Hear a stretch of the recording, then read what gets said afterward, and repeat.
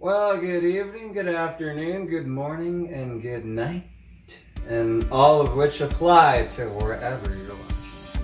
So, I want to thank you for stopping on by to another Wilhelm the Esoteric video.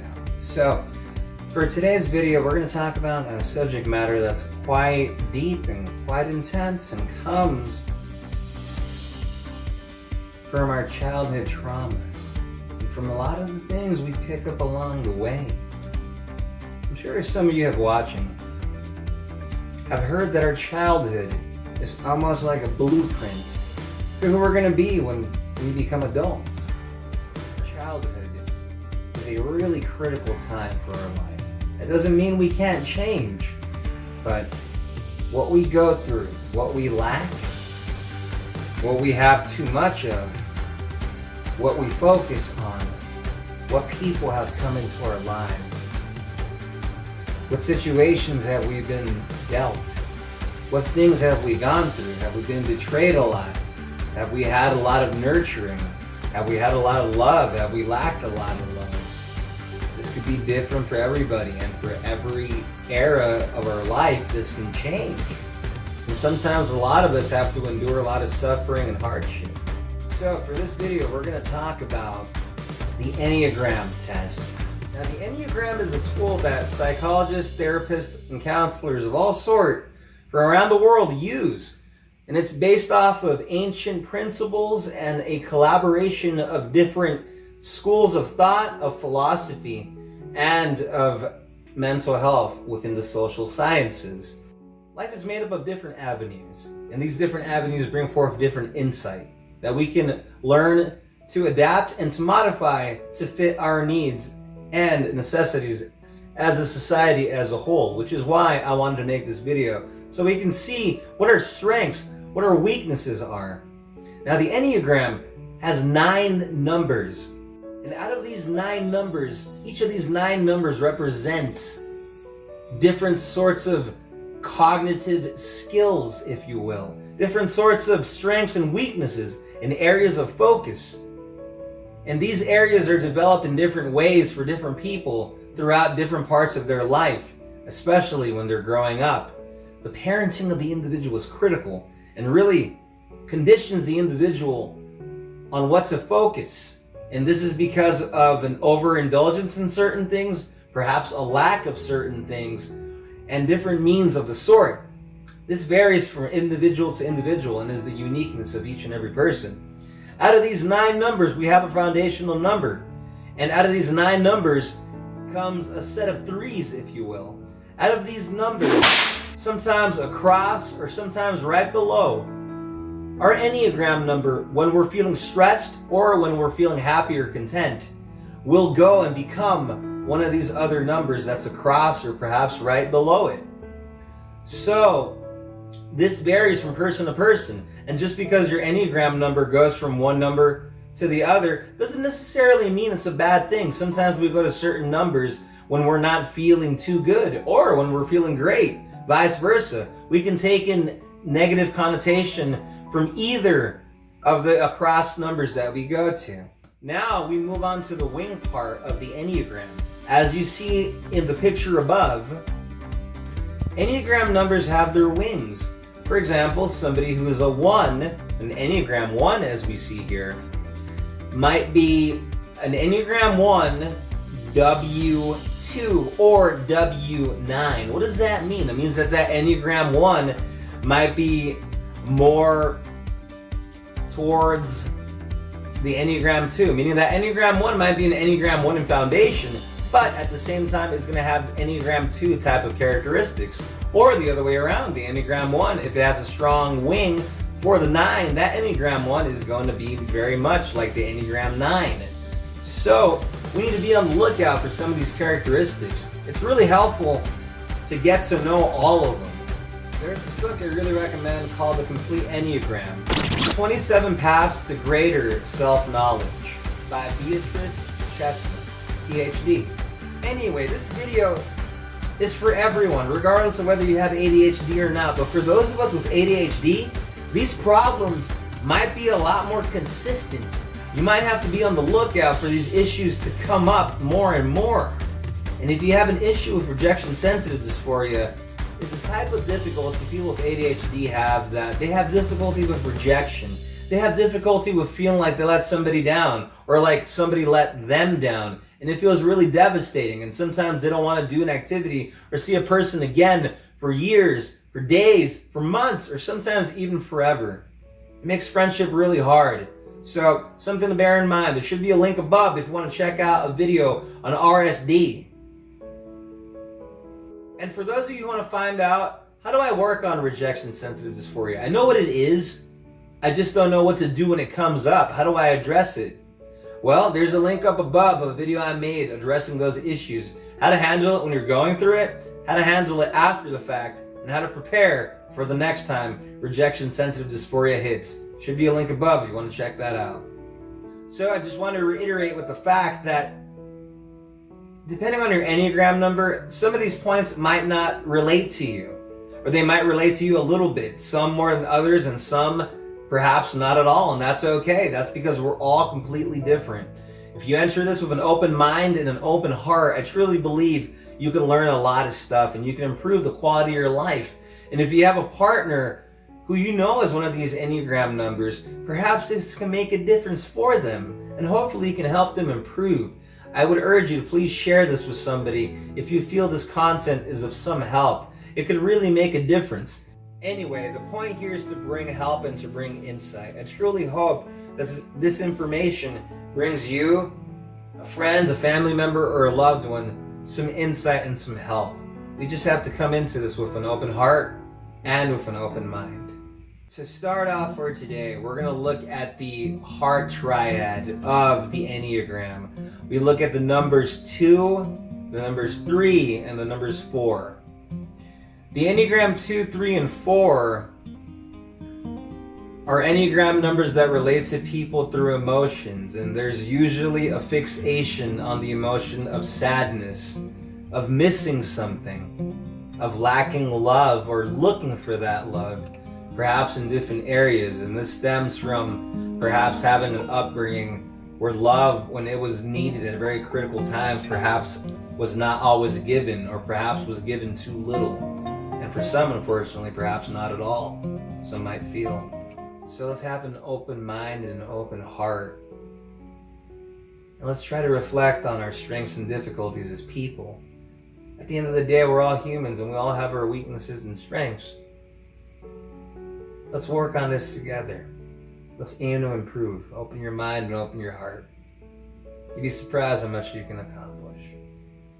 Let's give it a shot.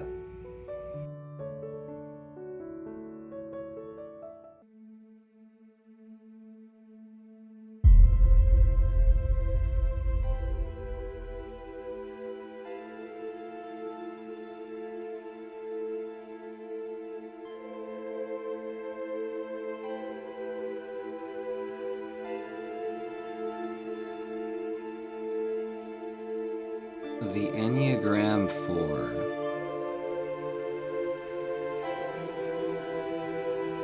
Motivations and main themes involved with the Enneagram 4 include a defined sense of being special, perhaps being different from other people. Enneagram 4s are often creative and present a unique, distinctive persona to the people around them.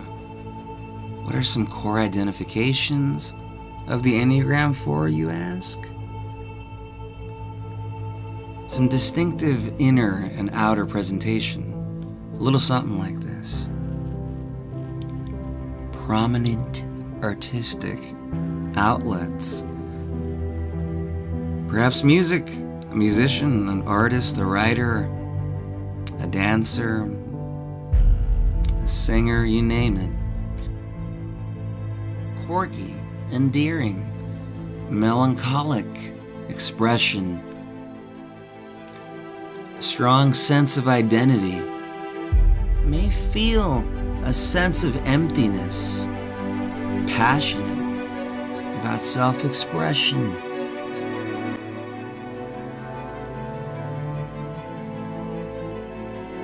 the same time, though, comes this basic fear the Enneagram 4s have, that they are flawed and are missing out on some basic aspect of happiness that other people have access to,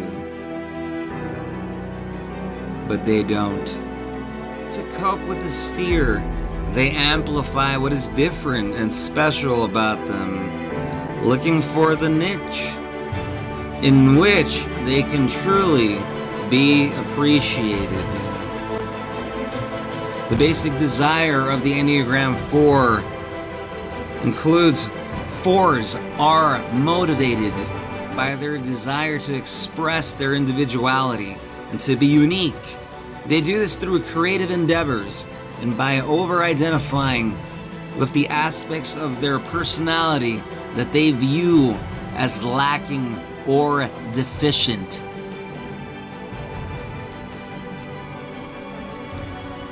What might the balancing of the self look like for an Enneagram 4? To know and understand that you are worthy of love and consideration, regardless of what has not been done, what has been done, and etc., etc. Everyone does good and bad things in this life. No one is perfect. We all make mistakes, and that is okay. Being able to own up to mistakes, ask for forgiveness if necessary, and advocating for yourself when you need reassurance are all part of life. Regardless of what you tell yourself, you are already enough. What might an Enneagram 4 tell themselves in order for them to show up? An Enneagram 4 might say, when I have completed that thing or those things that are missing and needed among those close to me that I care about, only then will I be worthy enough and ready to show up. There's a catch to that. There's a catch to that. What are the marching orders of the Enneagram 4? What might they say to themselves? It might go a little something like this. You are good / worthy only when you have fulfilled what is missing or demonstrate a uniqueness about yourself. Here's the contradiction. What if nothing is missing in some scenarios? What if everyone has already accepted you? What happens if someone loves you for a common quality found in many others, Enneagram 4? Does that quality lose its merit because it's not unique? Do you believe human beings who are not unique are worthy of less love? Do you believe human beings who do not fulfill certain things that are missing are not as worthy of love? How far does that action and principle go? What would you do if you found out you are your own worst critic / biggest challenge in your life? I'm here to tell you, you probably think of yourself so much lower than so many other people think about you. I guarantee you so many of your friends and family members and colleagues hold you to such a high esteem. It's only that your blind spot doesn't let you see yourself for who you are. Perhaps because of something that happened to you while you were a little kid growing up. A lot of Enneagram 4s, they lack that love sometimes from their parents.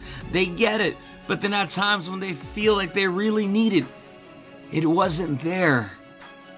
And that creates this push and pull relationship with love, that we feel like if we don't do something, if we don't do enough of something, or if we're not unique enough, or do something to help out or fill in the void of something, that love is gonna leave and it's not gonna come again. Perhaps you're an Enneagram 4 whose parents got divorced or something bad happened, and you blamed it on yourself. All these years you thought it was your fault. I'm here to tell you it's not your fault. How could it have been your fault? You were only a child. When you were only a little kid, you might have only been an infant. Those things were out of your hands, I'm here to tell you. Adults are adults, and your parents were adults and made the decisions that they thought were best at the time. Don't hold that resentment with you. You have to let free of that. You have to let go of that. You have to understand that regardless of whether you do something or not, or whether you fill in that void, or whether you are unique or not, that you are worthy of love and consideration. Don't forget that.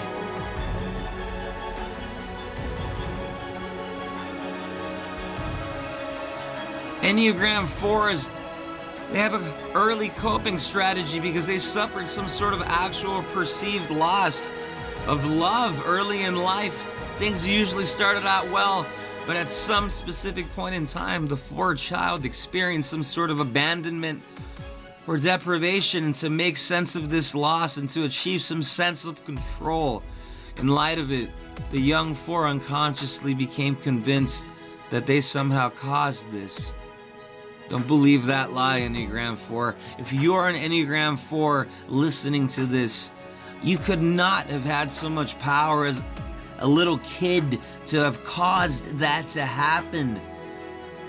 Don't bring that shame with you. If you're a melancholic type of Enneagram 4, don't lament in your suffering. Try to improve yourself.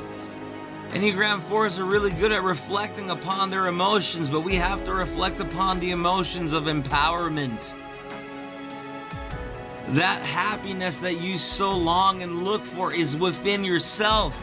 You just have to look within yourself and learn to accept that things are sometimes as they are. Sometimes the beauty in life comes from what is missing in life. Sometimes the beauty in life, in art, and in music comes from the mistakes or what is missing. Music is not just sound. It is silence. It is the silence, the space in music that gives it its beauty as well. Sometimes lacking things in life, whether it's in art, whether it's in music, whether it's in relationship, whether it's in the human element, sometimes lacking something is what makes the thing beautiful in and of itself. Just like you as a human being.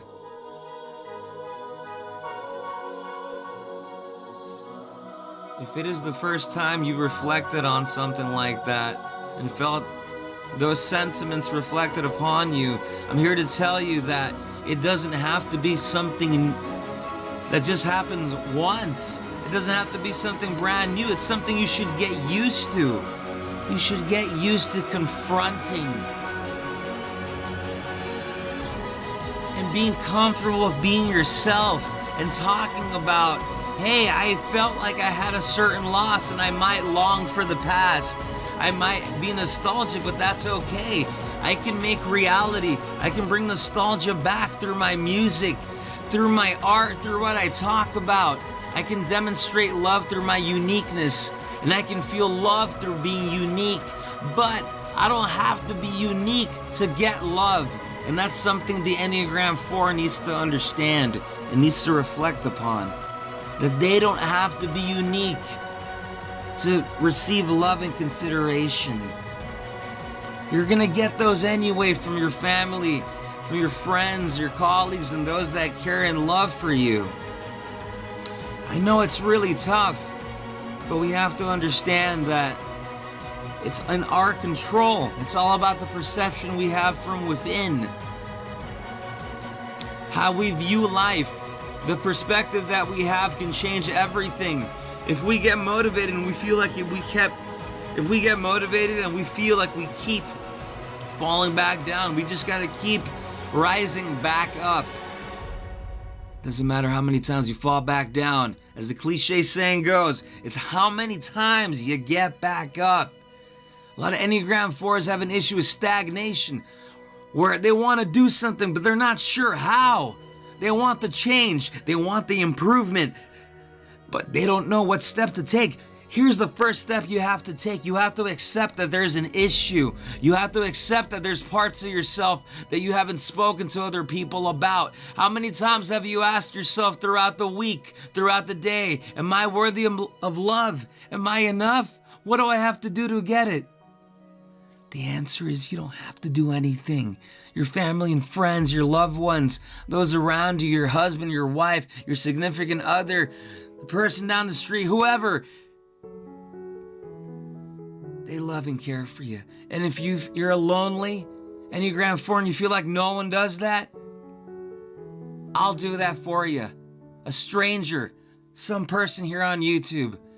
Take my love and take my consideration and my words that you are worthy of love and consideration, regardless of whether you're unique or not, and regardless of whether you fill in what's missing or not. Be yourself. Aim to improve. You are worthy of love. Improve yourself. Become the best Enneagram 4 that you can be. I believe in you.